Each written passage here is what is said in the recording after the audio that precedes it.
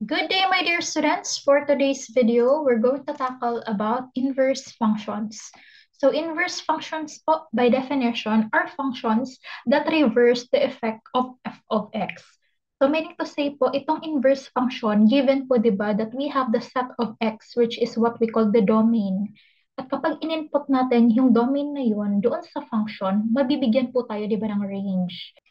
This time, yun pong mga range ng f of x will be the domain now of the inverse function at dapat yung ilalabas niya po this time is the range. That's why it is called as inverse function because it reverses the output of the function or it reverses the effect of the function. So kaya di ba nakalagay dito a function or the inverse function daw is a function with domain B and range A given that the original function has domain A and the range B. So to further illustrate, halimbawa we have this function f of x is equal to 2x plus 7. We have the set x for the domain or we call that A. So given by this definition. So lagay lang natin siya sa table.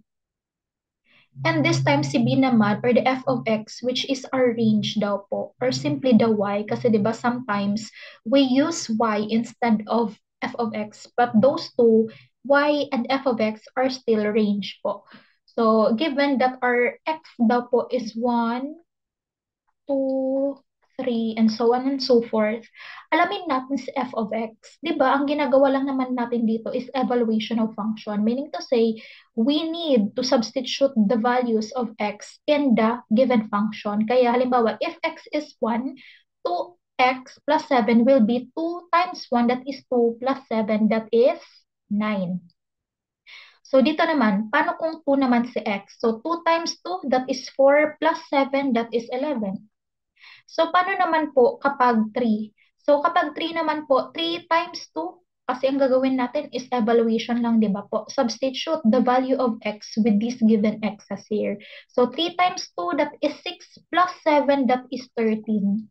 Okay, so paano si inverse function of x or simply the inverse function? Sa inverse function nakalagay dito, it is a function daw po with the domain of B and a range of A. So this time po, given halimbawa, let's say that the inverse function of x or the inverse function of 2x plus 7 is negative 7x over 2. Ma'am, bakit po naging ganyan? So inverse function, di ba? Sabi dito, it is the reverse of f of x. Ang gagawin natin, isahanapin po natin yung pinaka-last na operation dito sa whole function. So, di ba, pag nag-evaluate tayo, ang mauuna natin is i-multiply natin si x by 2 at saka natin i-add si 7. So, this time, ang uunahin naman natin is si 7. Pero instead of positive, magiging negative siya. Kaya di ba inuna ka, naging negative 7. Siya yung inuna kong sinulat, negative 7. Then ano ang inverse ng 2x? Di ba po ang 2x, pwede din siyang sabihin as 2 times x. That will give us 2x. Ngayon, this is multiplication, di ba? 2 times x is multiplication. Now, the inverse of multiplication is division. That's why x over 2 kasi dinivide natin. So, i-check natin, kailangan daw po kapag in-input natin yung mga domains of B dito sa inverse function natin, dapat ang ilabas niya si A or yung excess natin. So, check natin. So, 9. 9 minus 7, that is 2. 2 divided by 2, that is 1. So, yun, lumabas dito, 1. So, paano naman kung 11? 11 minus 7, so that is 4, di ba po? Divided by 2, that is 2 again. Kaya nandito si x. So, paano naman kapag si 13? 13 minus 7, that will give us 6. Divided by 2, that is 3. So therefore, the inverse function of f of x is equal to x plus 7 is the inverse function x minus 7 over 2. Bakit po? Yung f of x, ni-reverse niya. Opo, ibig sabihin ni inando niya or ni-reverse nga po. Yun. However, I want you to be reminded, my dear students, that this technique, yung shortcut method of just inversing all of the operations of the function, only works with certain functions lang. So, luckily, nag-work siya dito sa linear function. However, paano kapag rational function na siya? Di ba po? Or paano naman kapag nasa cubic function na siya or nasa quintic function na siya? So marami ng mga raised to the ilang power. So mag-work pa rin po ba yun? So yun yung pag-aaralan natin dito. Kasi po dito sa inverse function, we have 4 major steps which will be discussed on the next slides. So nakalagay po dito all one-to-one functions and onto functions have its inverse function. So actually, when we say one-to-one function, ibig sabihin daw po, ang isang x katumbas lang ng iisang f of x or isang y. Isang domain or isang set ng domain or isang element ng domain, may katumbas lang siyang isang element din ng range. Yun po ang ibig sabihin ng one-to-one function. So katulad nito, 2x plus 7. So kapag in-input ko si 1, meron lang siyang f of x na equivalent kay 9 at wala ng iba. That's why it is called one-to-one function.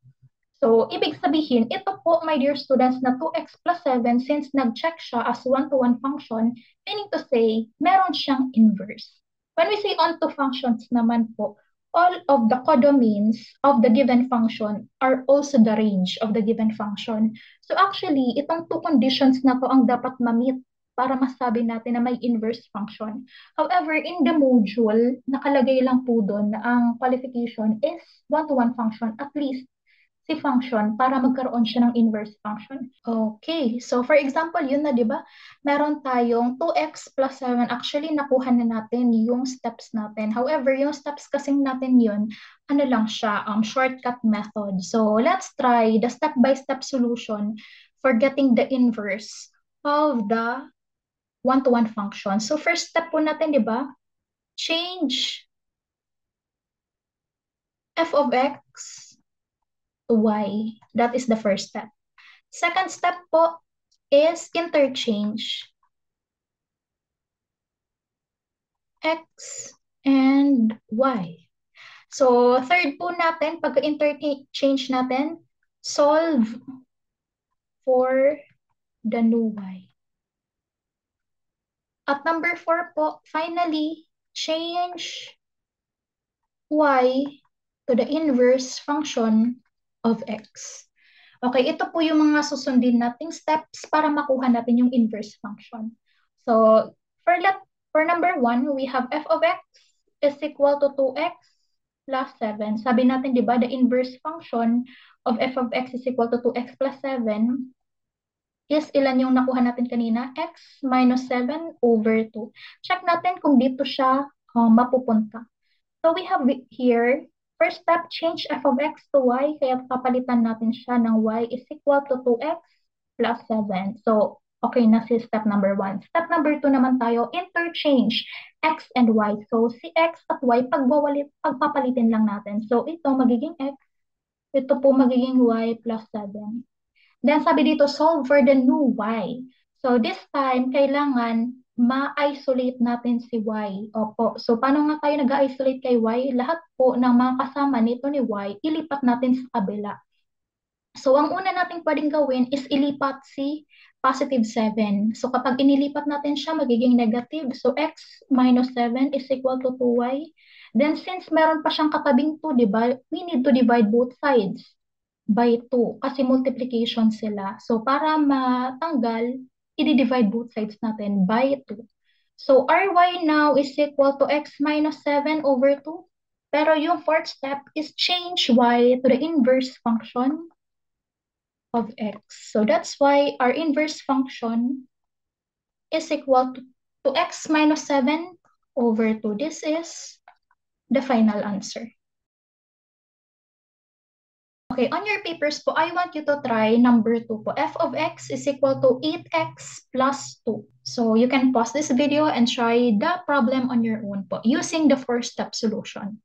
Actually, pwede din naman yung shortcut, my dear students. However, kung yung shortcut kasi is baka masanay kayo na laging issue na shortcut at baka akalain natin na parehas lang yung ilalabas niya kahit na anong klaseng function yung meron tayo. Instant kasi nag-work lang siya sa linear function katulad nito. Di ba when we say linear function, those are the functions ng pinakamataas na exponent ni variable is only 1.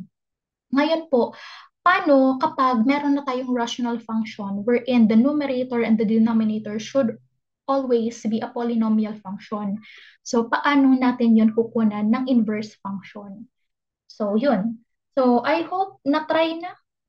So, you can pause this video. Kung hindi pa po na-try, you can pause the video longer. Okay, so basta po i-try. So, first step, sabi natin, di ba, we need to change. Wait lang po. So, we need to change f of x to y. So, sulat muna natin sa f of x is equal to 8x plus 2. So, sabi natin, change f of x to y. Kaya magiging 8x siya plus 2. Then, we need to interchange x and y. So, we need to write x instead of y is equal to 8y plus 2. Then, solve for the new y. Ibig sabihin po, kailangan i-isolate natin si y. So, si plus 2 dito, pag inilipat sa kabila, magiging minus 2x. Minus 2 is equal to 8x, 8y. So now, we need to divide both sides by 8 para matira si y na lang. So ry is equal to x minus 2 over 8. Pero hindi pa siya yung final answer because we need still to change y to the inverse function of x. So the inverse function of x is equal to x minus 2 over 8. So kapag nakuha si x minus 2 over 8, congratulations, nakuha na po yung steps. Okay, my dear students, what if we have f of x is equal to x squared plus 2x plus 1? So let's see if this function has its inverse function. So we have number 1, f of x is equal to x squared plus 2x plus 1. So sabi natin, di ba? Change f of x to y. So y is equal to x squared plus 2x plus 1. So kung makikita niyo po, meron na tayong y and x. Ang susunod po natin is to interchange x and y. Kaya magkakaroon tayo ng x is equal to y squared plus 2y plus 1. Lahat po ng x papalitan ni y, lahat po ni y papalitan by x. Kaya nagkaroon tayo ng x is equal to y squared plus 2y plus 1. Then sabi dito, solve for the new y. So, para po magkaroon tayo ng new y, kailangan po i-transfer natin sa kabila yung walang y para ang maiwan lang dito sa right side ay yung may mga y. So, we have x minus 1 because from positive, pag inilipat sa kabila, magiging negative. So, we have y squared plus 2y. So, dito po sa part na to, we need to apply the perfecting the squares na natutuhan nyo sa pre-calculus. So, ano ang ginagawa natin doon? Kailangan po natin kunin si middle term. So, b po divided by 2. So, 2 divided by 2, that is 1. So, squared po natin. So, 1 squared, that is 1. So, add tayo dito ng 1. Kung anong ginawa dito, yun din dapat yung gagawin dito. So, ito, plus 1 din natin siya. So, that will give us x na lang. Diba? Bakit po x na lang? Kasi po ito makakancel itong dalawa. Kasi positive 1 minus 1, so that will give us 0. Pero tatandaan meron pa ditong x, kaya lalagyan natin dito ng x. Is equal to y squared plus 2y plus 1. Ngayon, kailangan po natin itong gawing binomial lang. So, ano nga po yung square ng binomial nito? Kasi this is a perfect square. At ang perfect square po, meron siya pong square of binomial. So, ito po, magiging y. So, since positive naman silang lahat, magiging positive 1. So, squared. So, ngayon, since may squared siya, anong ginagawa natin? Kasi ang goal natin, di ba, is i-isolate lang si y para makuha natin po yung inverse function niya. So, dito, may katabi siya y plus 1. Pero, hindi natin magagalaw itong y plus 1 kasi naka-enclose po sila sa squared. Ang gagawin po natin is find the inverse of squared, which is the square root, di ba? So, ito, magkakaroon siya ng positive, negative. Ito din, ganun din, positive, negative. However, this is square root lang naman, kaya makakancel siya. So, magkakaroon tayo ng positive, negative, the square root of x is equal to y plus 1. So, lipat uli natin sa kabila para matira lang si y. So, y is equal to positive, negative, the square root of x minus 1. Kung makikita niyo po, my dear students, di ba, sabi natin, para ma-prove natin na one-to-one function, si function, kailangan sa kada x, dapat iisa lang yung y. So kung makikita nyo dito, y is equal to positive, negative, the square root of x. Ibig sabihin, may dalawa tayong value. It's either positive or negative. So anong conclusion natin? Inverse function does not exist. Opo, kahit wag nang i-continue kay step number 4. So kahit ito na lang, at yung conclusion natin, magkakaroon tayo ng therefore, the inverse function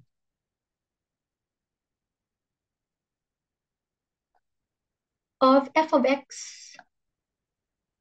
is equal to x squared plus 2x plus 1 does not exist, D and E.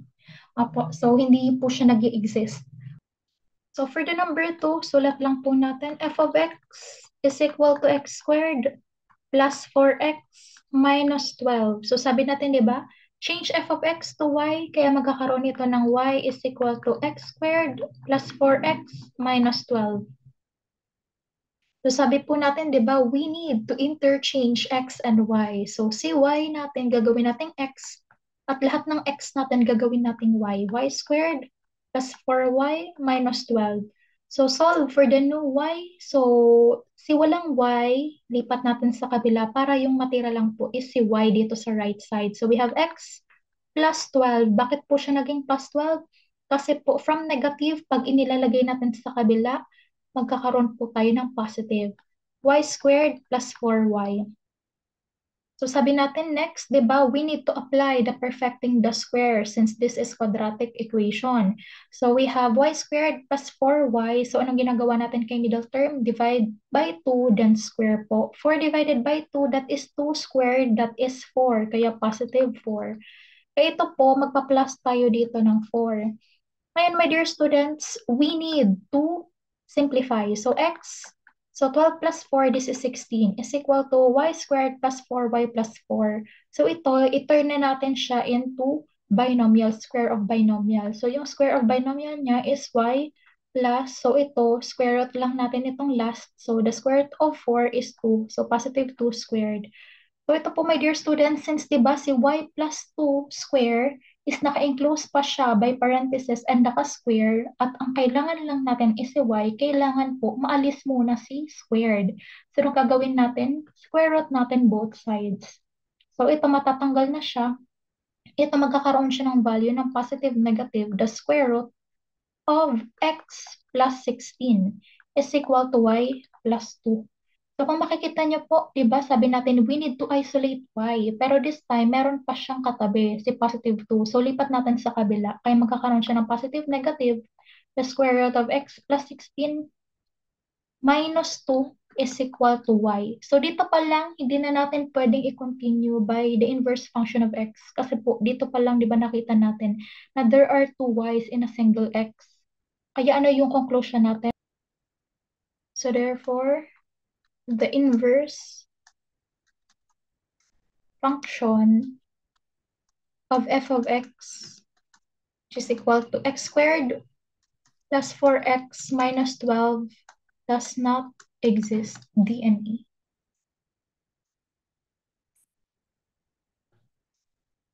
Okay, how about we have this one? So ito po, di ba, this is a rational function.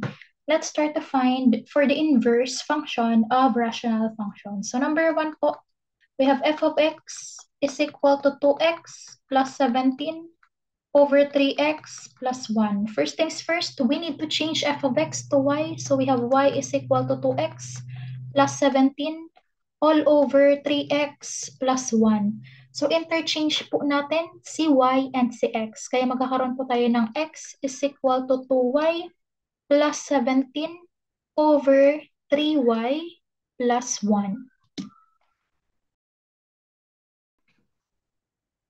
Sabi natin, di ba, we need to solve for the new y.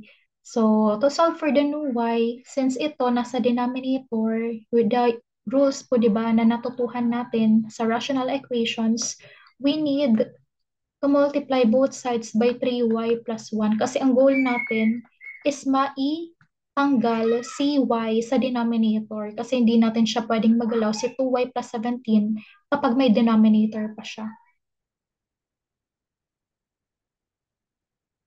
Kaya we have x times 3y plus 1 is equal to 2y plus 17. So, wala na siyang denominator kasi na-cancel na natin. So, 3 times 3y. So, we have 3xy plus 1 times x. This is x. So, we have 2y plus 17. So, ang gagawin natin, lahat ng may y, lagay natin dito. Lahat po ng walang y doon sa kabila. So, we have x here minus 17. Kasi wala po, si 17, wala po siyang y. Kaya lipat natin sa kabila. From positive, naging negative. So, si 2y, stay lang natin. And si 3x, y magiging negative 3xy. Then, ang next po natin gagawin, since parehas naman sila may y, i-factor out natin, labas natin si y, matitira dito 2 minus 3x. So, we have x minus 17. So, divide both sides natin by 2 minus 3x. So, 2 minus 3x. So, cancel na natin siya. So, magkakaroon tayo ng y is equal to x minus 17 over 2.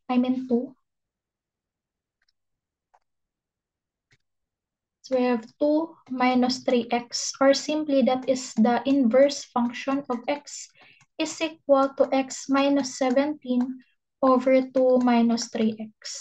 So, this is the inverse function of this function. Okay, clear po, my dear students?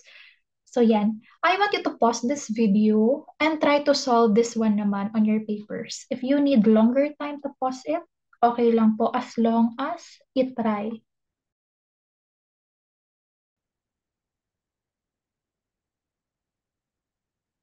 So I hope na try na. Let us solve it po. So we have number 2, we have f of x is equal to x plus 10 over 9x minus 1. So this time po, we need to change f of x to y is equal to x plus 10 over 9x minus 1. So we need to interchange x and y. Ito po magiging x is equal to y plus 10 over 9y minus 1. So again, multiply both sides po tayo by 9y minus 1. Bakit po natin gagawin? Kasi po si denominator may y. Di ba po ang goal natin is to solve for the new y. Hindi po natin magagalaw si numerator na y plus 10 unless matanggal natin sa ilalim si 9y minus 1. At ang way lang po para matanggal siya sa denominator is if we multiply both sides by 9y minus 1. So makakancel ito. Magkakaroon tayo ng x times 9y minus 1 is equal to y plus 10. So solve natin. 9xy na siya minus 1 times x. This will give us x is equal to y plus 10. So lahat ng may y, ilagay po dito sa kabila. Lahat ng wala dito. So we will have negative x. So from positive 10, magiging negative 10 siya dito. Is equal to y. So ito po, from positive naman siya, pag inilipat, magiging negative. 9xy. So magiging siya, negative x minus 10 is equal to, so ito, parehas sila may y, diba? Pwede natin siyang i-factor out na. So magkakaroon tayo ng y times, so 1 minus 9x. Bakit po ma'am naging 1 times, y times 1 minus 9x? Kasi po, inilabas lang natin sila ng y. So y times 1, that will give us y. 9x times y, that will give us 9xy. So kung makikita nyo, factoring po ito, opo. Yung parang nalasan na po natin siya nung nagtatakal din po tayo ng rational functions. So, divide both sides natin by 1 minus 9x. Bakit po natin dinivide by 1 minus 9x? Kasi po, the goal is to isolate y. Opo. So, ano na lang po matitira? Si y na lang is equal to negative x minus 10 all over 1 minus 9x. So, hindi pa po dyan nagtatapos. We need to change y to the inverse function of x is equal to negative x minus 10 all over 1 minus 9x. And this is the final answer.